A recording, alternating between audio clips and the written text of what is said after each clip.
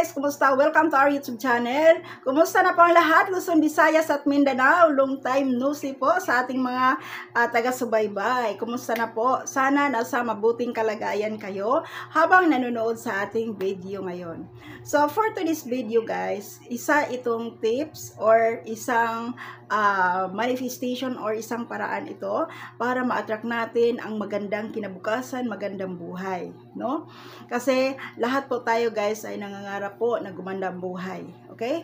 So, number one dito guys, kailangan po yung relasyon natin sa Panginoon ay number one talaga yan na hindi pwedeng malayo sa Kanya. Bagasano guys, yung prayer natin, yung paniniwala natin, napaka-importante po yan. Kasi yan ang magdala sa atin ng protection at success. Okay? And then number 2 guys, be positive always guys. Kung may mga pangarap ka ngayon, tapos hindi pa siya dumating, be positive lang. And then mag-focus po kayo sa mga positive na bagay.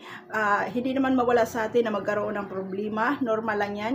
Ay, buhay po tayo or we are human being pa. Okay? So, kasama yan sa ating pang-araw-araw. Pero, guys, mag-focus ka sa positive na bagay na nangyayari sa iyong buhay. Kasi pag once sa ganyan ka mag-isip guys, ma-attract mo dito ang mga magandang mangyayari. Hindi mo mamalayan, hindi mo mapansin guys, marami na palang mga prayer nimo or mga prayer na unti-unti nang natupad. So next po, kailangan po guys, magsikap siyempre.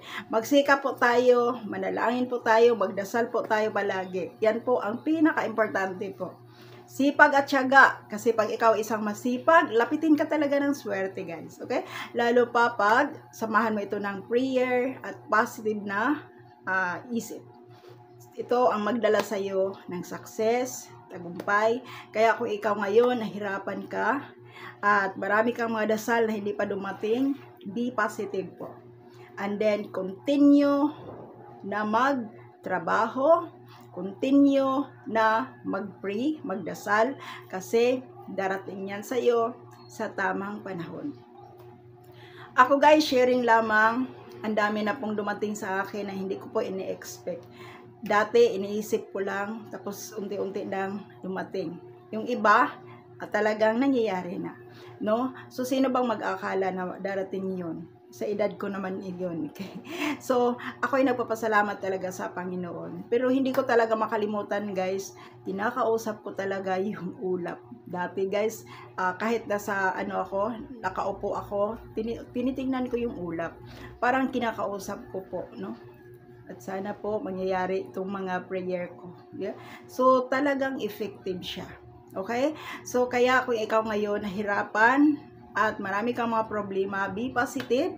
Focus ka lamang sa magagandang buhay. Magagandang bagay na mangyayari sa iyong buhay. Magandang buhay. Okay. Mag-focus ka sa mga magagandang bagay. Kasi the way na positive ka mag-isip, the way na mag-multiply po ang magagandang mangyayari sa iyo. Sa love life, sa pamilya, at susunod na dito yung pera. Okay? Kaya kung ikaw ay isang panata sa mga pampaswerte guys, hindi ako kumukontra niyan. Okay yan.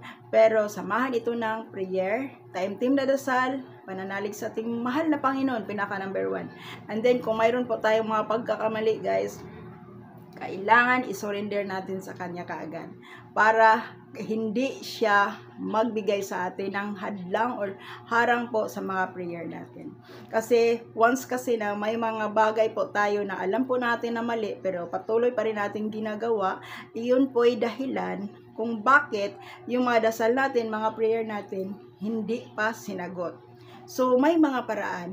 So, kung itong video na ito, dumaan ito sa iyo at napanood mo ito, hindi po aksidente na napanood ito sa iyo. Napanood mo ito. Nabulol na tayo. Hindi aksidente na mapanood mo po ang video. May purpose po.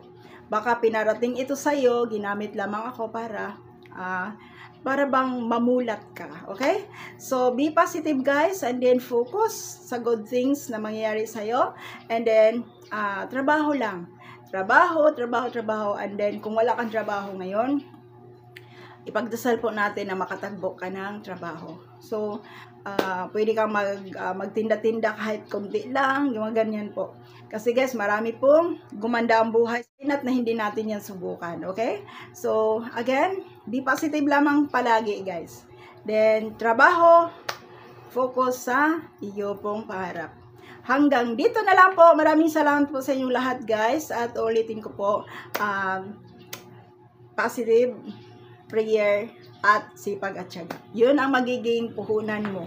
Walang iba guys. Ikaw lang talaga ang makagawa niyan. Hindi ako, hindi sila, hindi yung pamilya mo. Ikaw lang talaga. Okay? Kung gusto mong gumanda ang buhay mo, ayan, gawin mo po yan. Thank you so much. At ulit, maraming salamat po. Huwag kalimutan i-subscribe at i-share na rin guys. Thank you guys. Don't forget to give. Bye! See you for the next one guys. Thank you so much. I love you all. Bye!